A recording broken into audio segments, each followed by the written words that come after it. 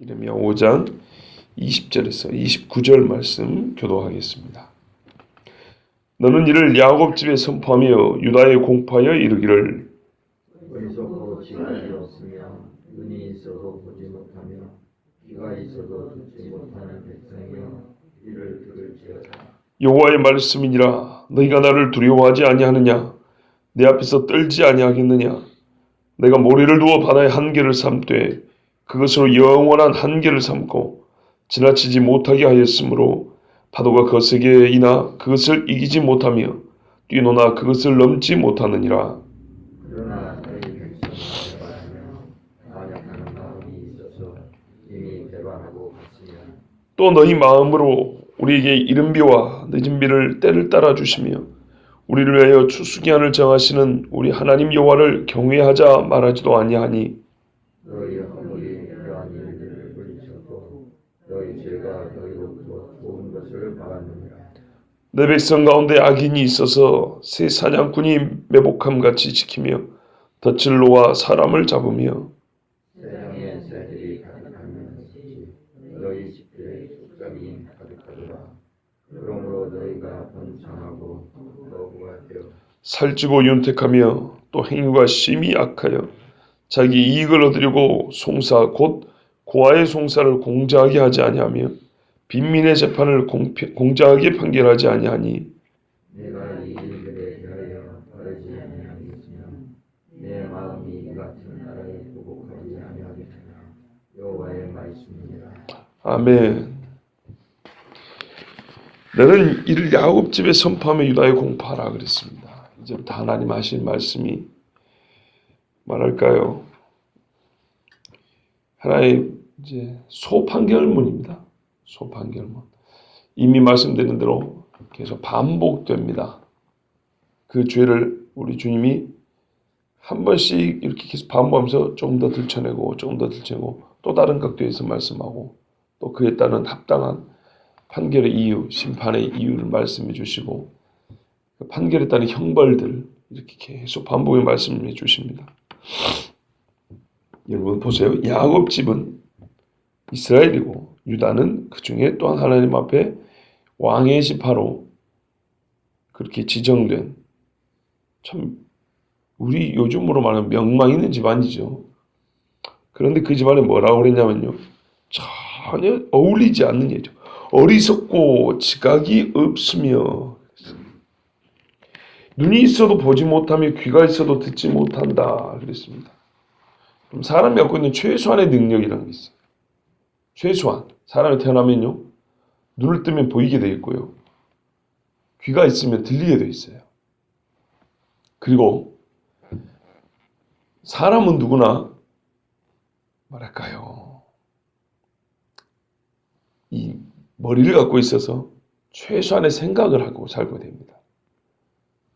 그러니까는 이제 혼수 상태에 빠지지 않는 이상 생각할 수 있는 존재가 사람입니다.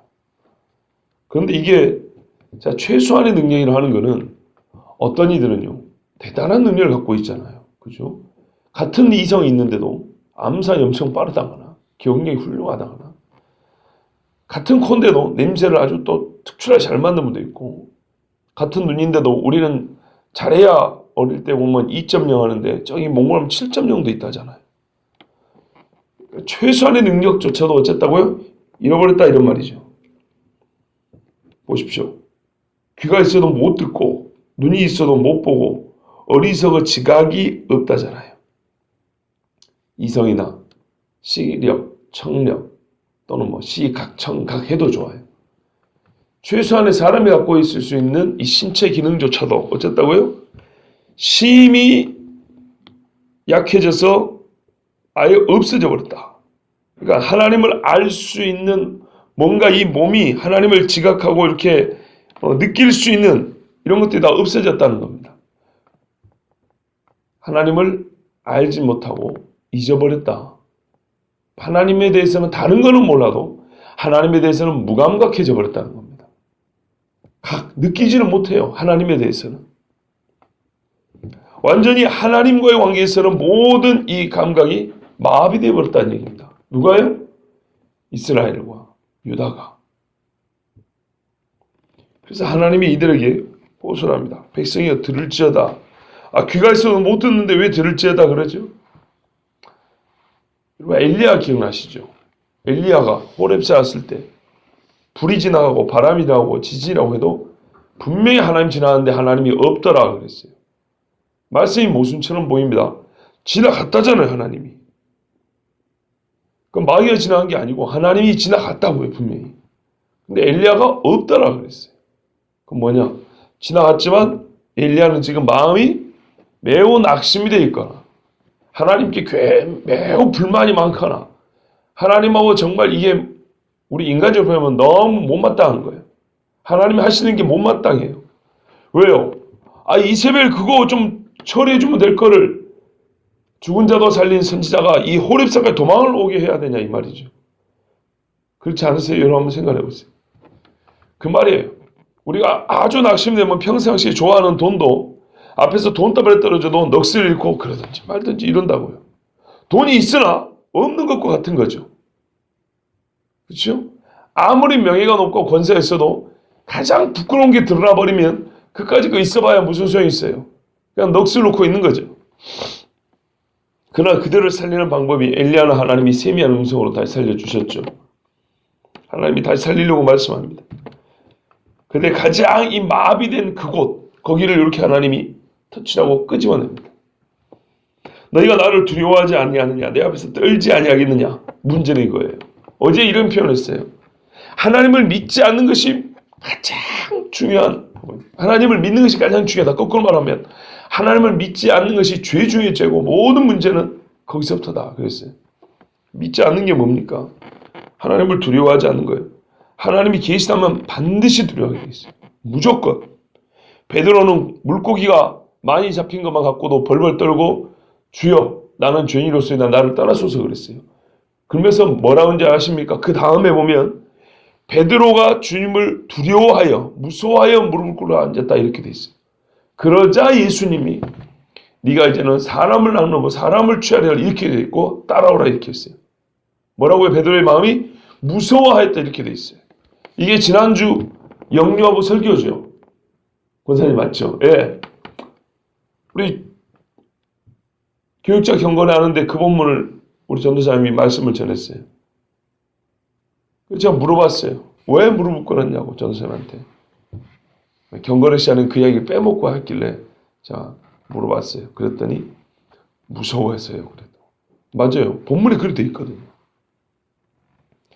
하나님을 무서워하면 이 하나님을 무서워하는 것부터 하나님을 안다는 것이 시작되는 겁니다.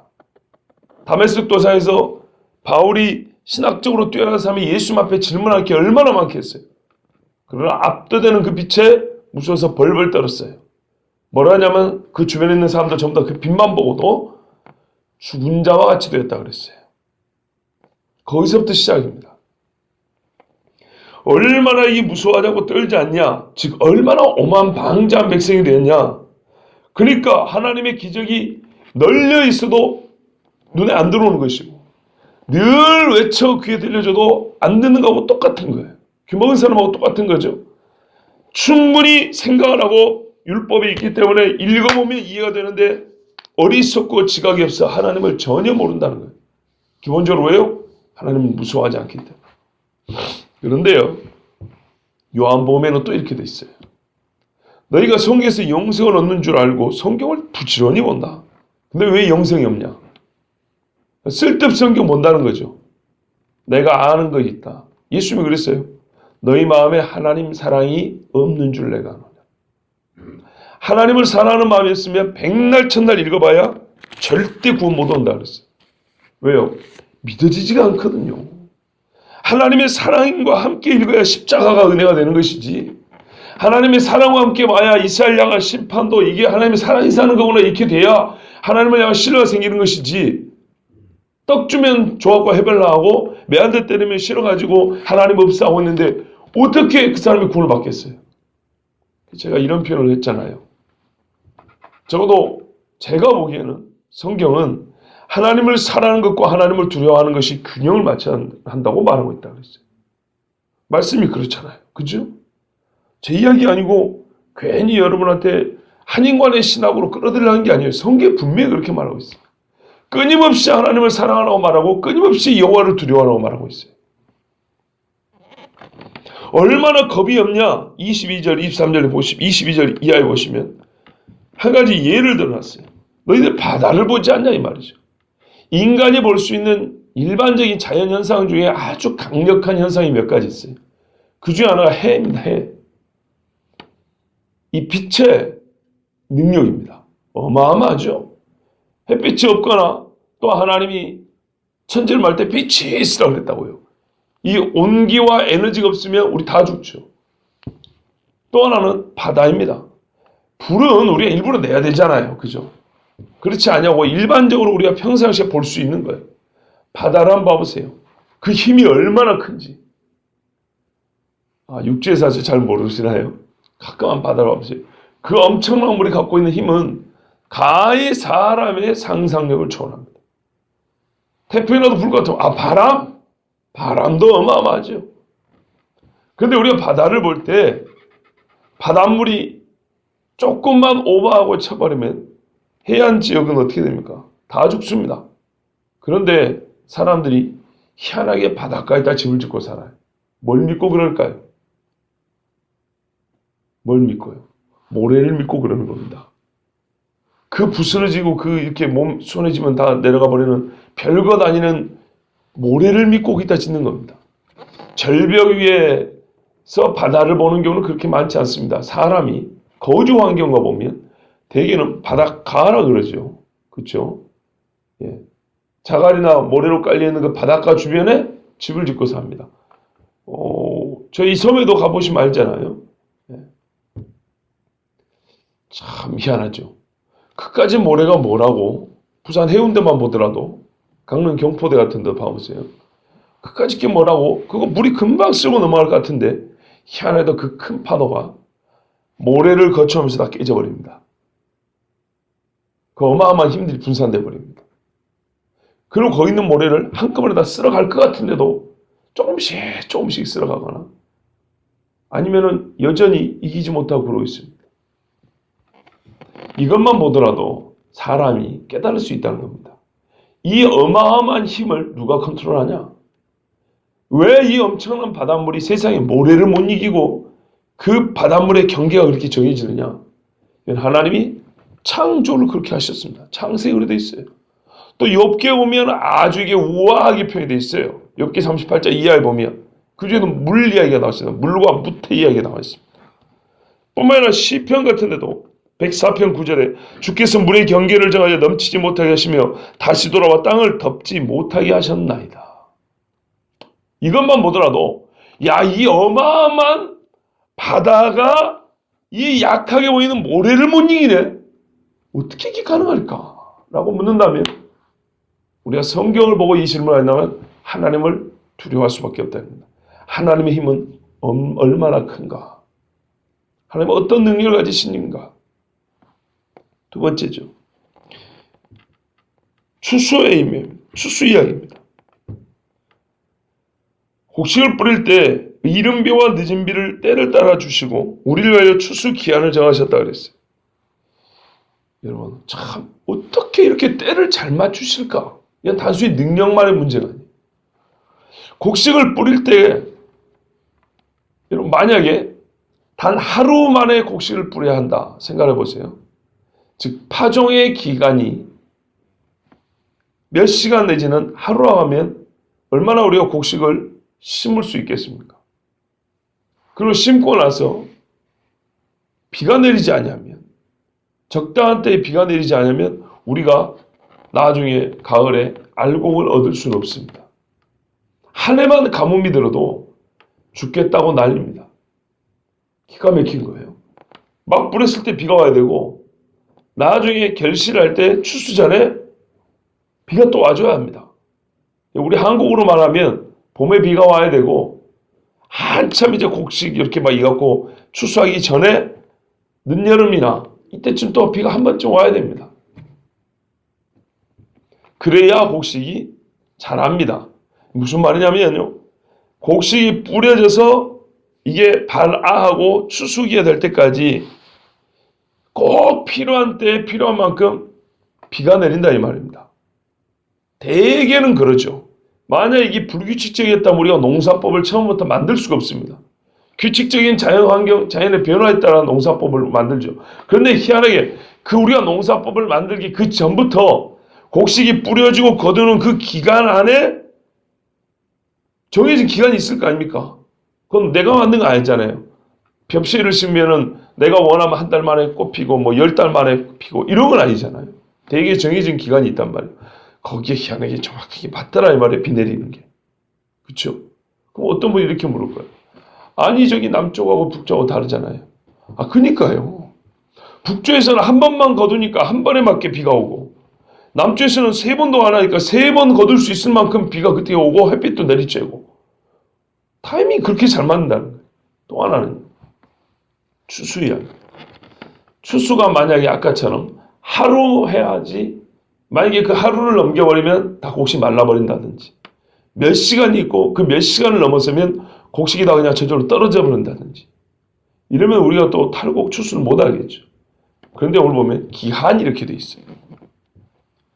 추수가 며칠 또는 몇 주 간격으로 보통 시골에 보면 한 2주 간격 아니면 햅쌀하고 마지막 끝물까지 보면 우리나라도 9월에 추수하는 데가 있고요.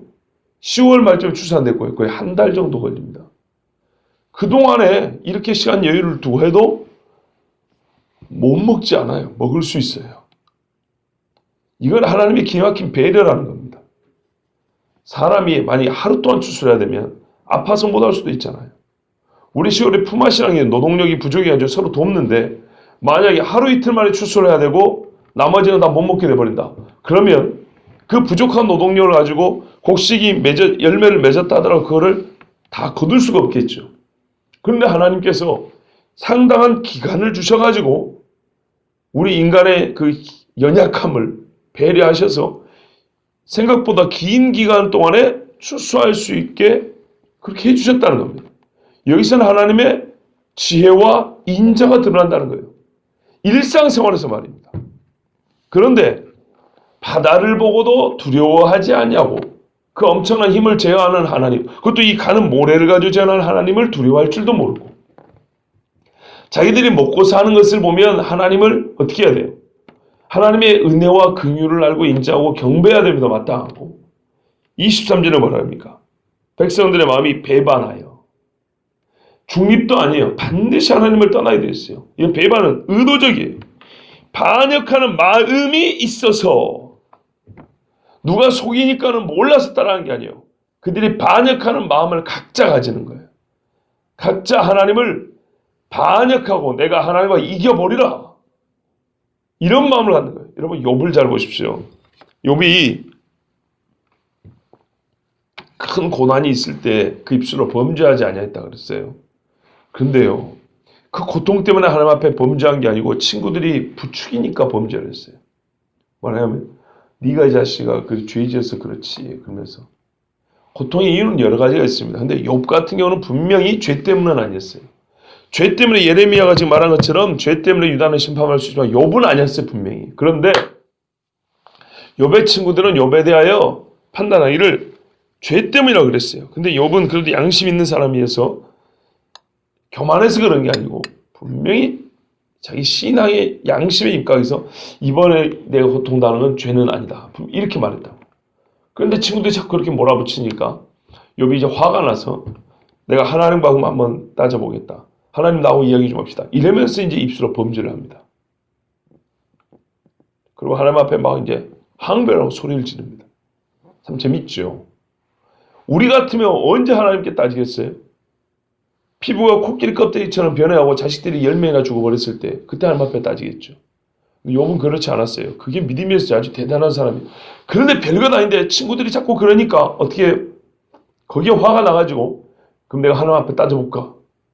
하나님 얘기 좀 합시다. 이것들은 말이 안 통하는데 당신하고 얘기 좀 합시다. 이러면서 하나님 앞에 가비태이 된다고요. 그 마음이 하나님을 향하여 분노를 가지고 항변하기 시작해요. 그러자 하나님이 그것 때문에 뭐라 합니다. 그래서 하나님이 38장에 폭풍 가운데 나타나서 뭐라 그래요. 허리띠 띠고 허리에 딱 손 짚고 내가 묻는 말에 대답해라. 내가 묻는 말에 대답하면 네 오른손이 네를 구원할 수 있다고 말하겠다. 대장부처럼 서봐. 그러면서 하나님이 질문합니다. 왜 이렇게 하나님 말씀하셨을까요? 욥의 마음이 바뀌었다는 거예요.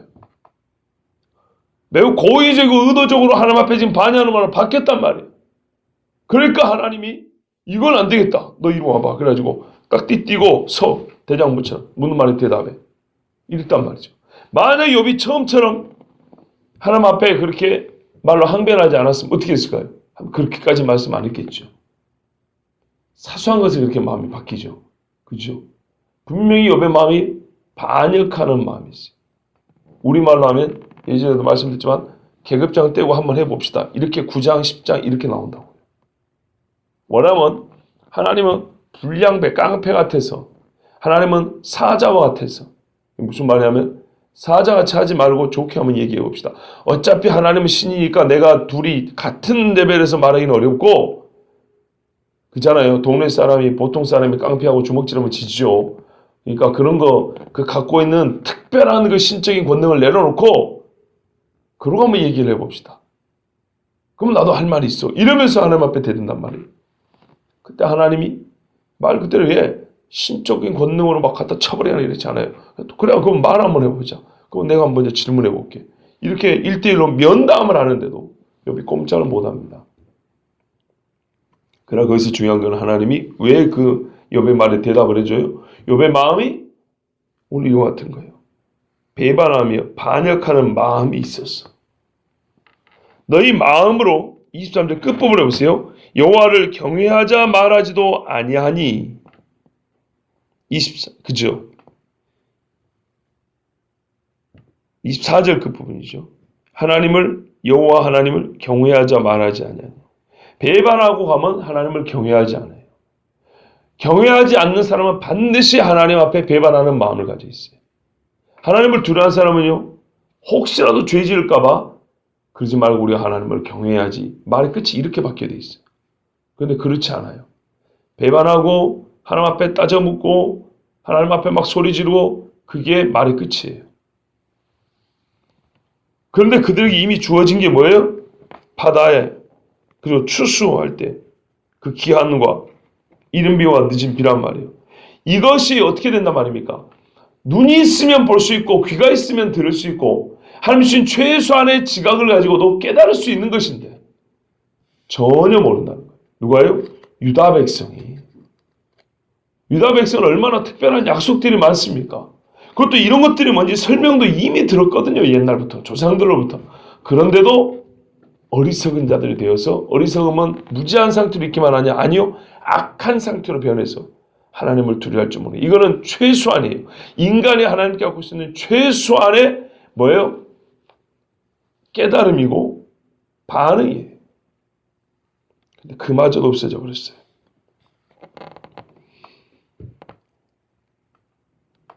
우리가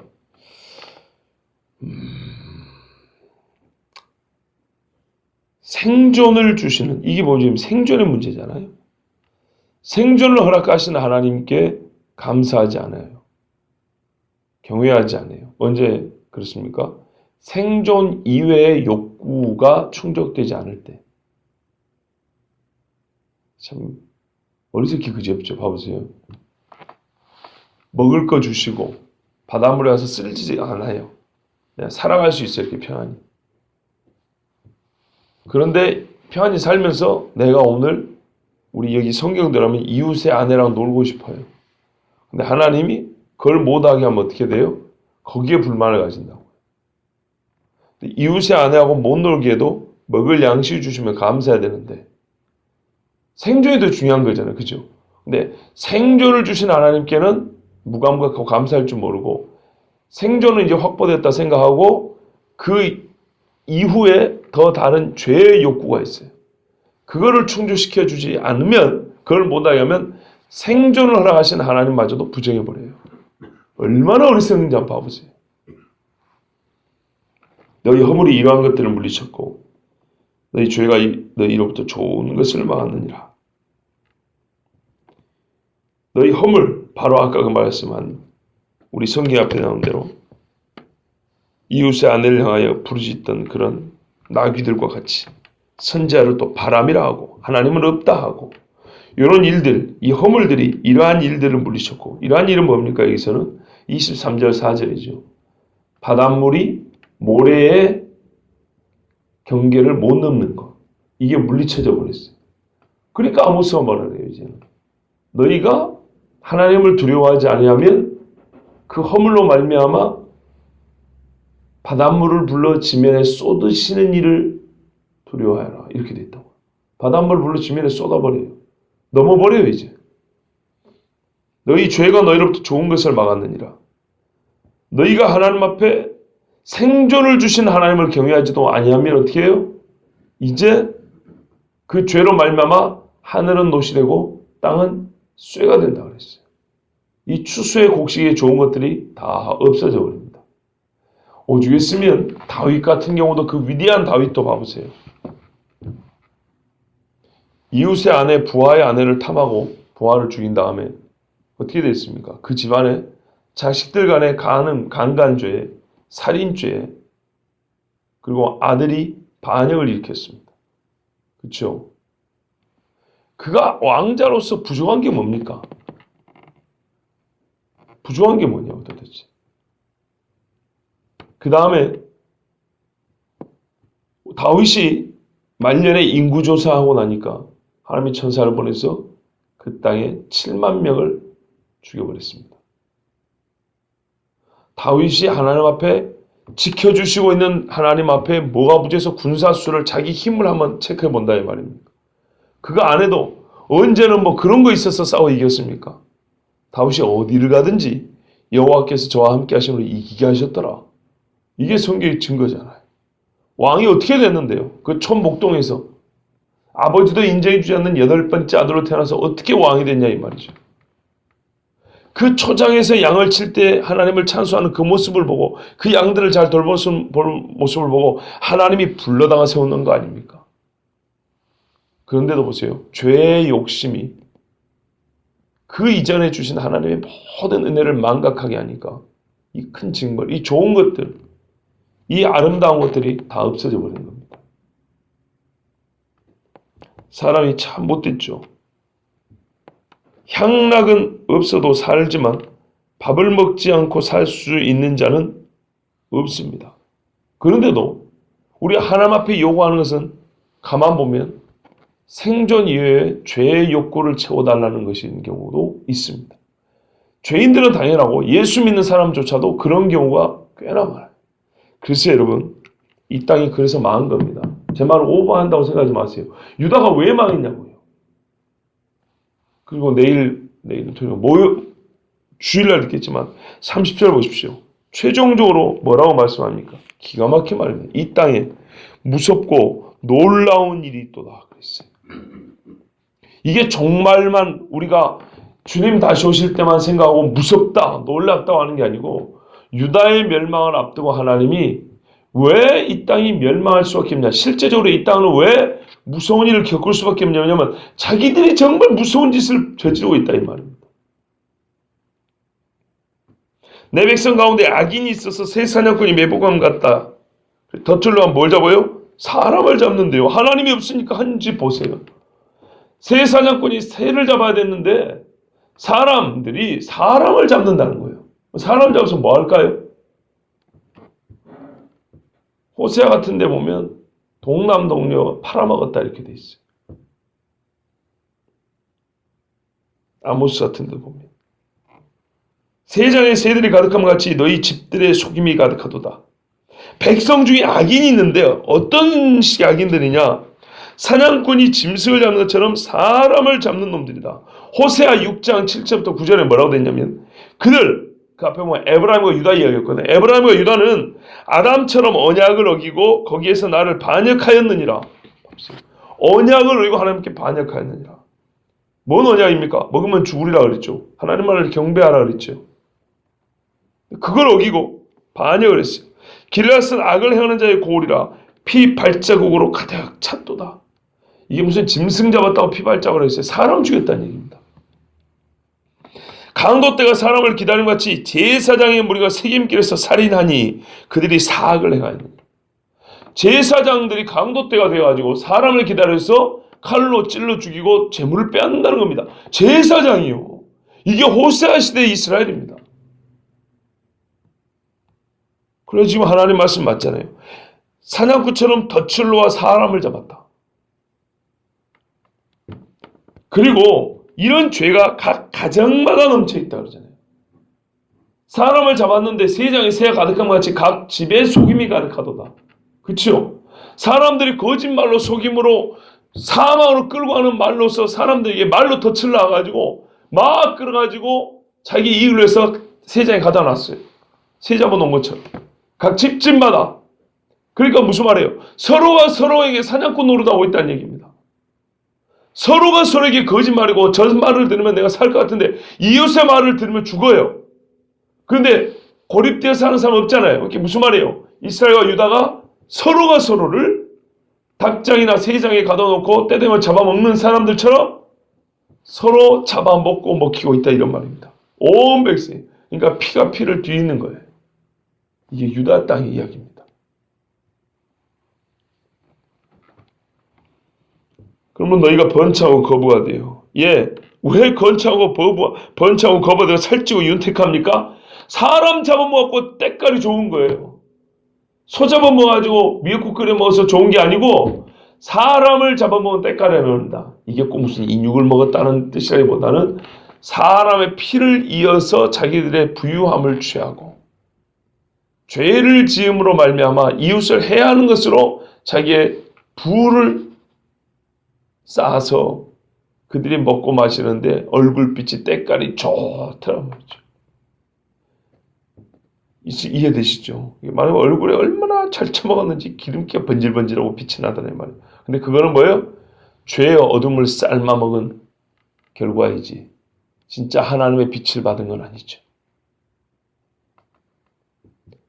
얼마나 이익을 얻으려고 했냐? 이 세상의 가득함이라 예를 들면 이런 거죠. 자기들이 이익을 얻으려고 일반적인 죄 짓는 사람들을 넘어서서 고아와 과부를 돌보라고 했더니 그래서 밭 내 귀퉁이 베지 말고 두라 했더니 오히려 재판장에조차도 힘없는 사람들을 그 공식적인 공권력을 사용해서라도 힘없는 사람들을 전부 다 어떻게 해요? 죽게 만들고 그 가지고 있는 얼마 안 되는 재산까지 다 뺏어 먹었다 이런 말입니다.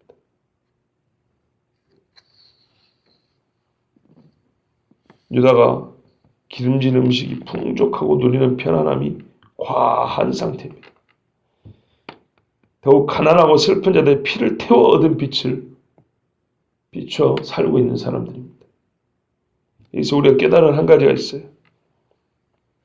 이와 같은 일들, 즉 28절 같은 일들이 27절 같은 일들이 언제부터 언제까지 있습니까? 언제부터 언제까지요?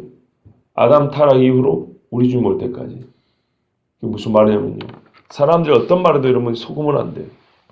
세상 갈수록 좋아지고 있습니다. 이 땅은 아름답게 될 것입니다. 천만의 말씀. 인간의 삶은 한 번도 최상의 상태를 유지하고 누려본 적이 없어요. 아담과 하와가 타락한 이후로 인간은 이걸 아셔야 돼요. 어떤 말을 하고 어떤 교육을 하고 어떤 사회적 보장제도가 있고 법률이 완비되어 있고 경제가 발전하고 다 헛소리입니다. 결과적으로 세상은 한 번도 최상의 상태를 누려본 적도 없고 절대로 최상으로 달려가지 않습니다. 절대로. 휴대폰이 사용된다는 것, 우리의 휴대폰을 스마트폰으로 사용할 수 있다는 것이 세상을 복되게 만들고 있습니까? 우리 알람 쓴다고 휴대폰 머리맡에 두고 자죠. 이 전자파 때문에 잠을 똑바로 못 잔다는 거 아십니까? 저만 해도 그러더라고요. 몇 번을 깨는지 몰라요. 공장에 들어와서 많은 물건을 만드니까 좋습니까? 그 덕에 밤에도 일을 해야 돼서 산업재해로 많이 죽죠. 그죠? 전기가 있어서 좋죠. 그 덕에 생활의 시간을 늘려갈 수 있는 것 같죠. 잠을 얼마나 못 잡니까? 잠 안 자고 일하고 싶다. 이걸 아셔야 돼요. 잠을 자고도 먹고 살 수 있는 시대가 있었는데 지금은 잠을 안 자고 일을 해도 못 먹고 사는 사람도 꽤나 많습니다. 남 이야기 아니잖아요. 우리나라 여기 구로공단이나 예? 저 한번 가보세요. 저기 지금도 안산 같은데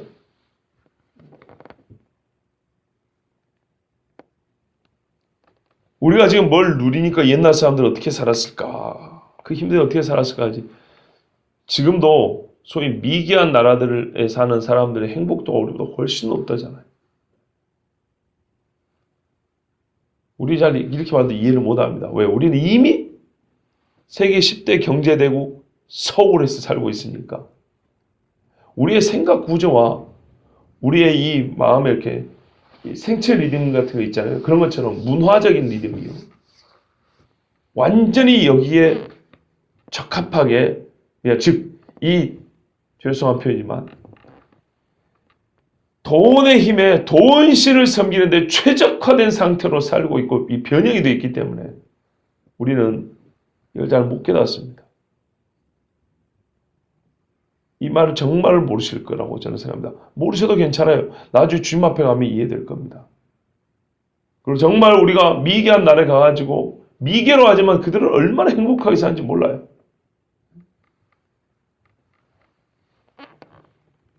미개하다는 것과 미개하지 않다는 걸 뭘로 구분하는지 모르겠지만 남이 다 해준 걸 먹고 사느냐 아니면 자기가 자기 손으로 해먹고 사느냐의 차이를 두고 말한다면 우리가 더 미개한 거예요. 여러분 생선 따듬을 줄 아세요? 그 정도 기본 기술도 없으신가요? 근데 저 강가에 사는 미개한 사람이라는 사람들은요, 물고기의 생태를 우리보다 훨씬 더 잘 알아요. 무슨 어류학 박사를 받은 게 아닌데. 그 사람들 우리보다 무식한 것 같죠? 여러분, 나무로 불 때는 방법 아세요? 나무를 어떻게 말려야지 제대로 쓸 수 있는지. 우리 숯불고기는 잘 먹는데 숯을 어떻게 만드는지 아세요? 모르죠? 몰라요. 근데 저 동네 사람들은요, 자연을 그대로 이용할 줄도 알아요. 우리는 21세기에 몇 사람의 기술자들이 자연을 이용해서 우리가 쓸 수 있도록 만들어 놓은 걸 대부분의 사람은 누리고 있을 뿐입니다. 몇 사람이 그런 기술을 갖고 있습니다. 타고난 기술들을. 그렇지 않습니까? 우리가 지금 살고 있는 집들도 보세요. 몇 사람이 그 건축공학이라든지 건축 기술을 갖고 있는 것이지 대부분의 사람들은 돈 주고 만들어진 집에 살고 있죠. 그러나 우리가 미개하다고 말하는 그 동네 사람들은요. 그 환경에서 집집마다 몇 사람씩은 자기들의 거주 환경 그걸 파악하고 어떻게 집을 지을지 다 안다니까요. 그리고 자기들이 자기 손으로 집 짓고 살아요. 이게 제법 약간 못마땅할지 모르지만 맨손으로 땅에 던져놓으면 그 사람들은 살아도 우리는 죽을 가능성이 커요. 훨씬 우리가 모르는 게 많아요. 잘 보세요. 아까 하나님이 뭘 가지고 이 사람들이 지각이 없다 그러는지요. 바닷물 갖고 있고요. 추수 갖고 있겠어요. 무슨 대단한 예루살렘 성전을 어떻게 지었냐. 피라미드를 어떻게 만들었냐. 망원경을 만들어가지고 뭐 달을 관찰 이런 이야기 하지 않았어요. 대단한 것 같아도 가장 기초적이고 기본적인 걸 잃어버리고 능력을 상실해버린 인간들이에요. 봐보세요. 무슨 감수성을 개발하고 뭐 EQ가 중요하고 별짓을 다 하지만 그 말이 뭐예요? 인간으로서 갖고 있어는 최소한의 인륜적인 감정, 이웃을 돌아보고 부모를 공경하고 형제간의 우애에 있는 이 기본적인 사람다운 감정조차 어쨌다고요? 잃어버렸다는 말이에요. 그 말이. 그걸 학원 가서 배워야 합니까? 그걸 돈 주고 다시 회복해야 됩니까? 그러므로 29절에서 내가 이 일들에 벌하지 아니하겠냐? 내가 이 같은 날에 보복하지 않겠냐? 9절의 반복입니다. 여러분 우리는 지금 하나님의 판단을 듣고 있다고 인정해야 됩니다. 아니 이 점은 안 돼. 하나님의 판단을 듣고 있는 거예요. 제 이야기가 아니고 하나님의 판단이.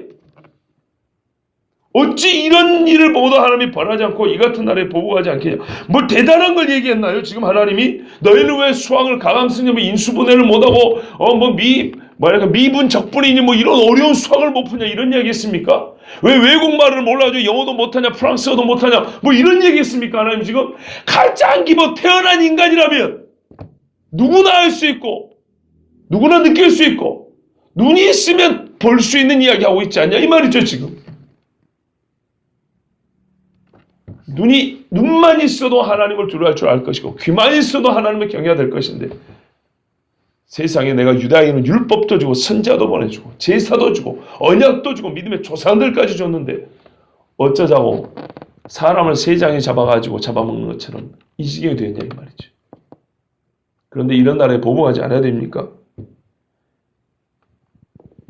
하나님이 자기 이름과 영광을 이스라엘과 예루살렘에 두시겠다고 했기 때문에 이 백성은 더 철저하게 심판을 받아야 합니다.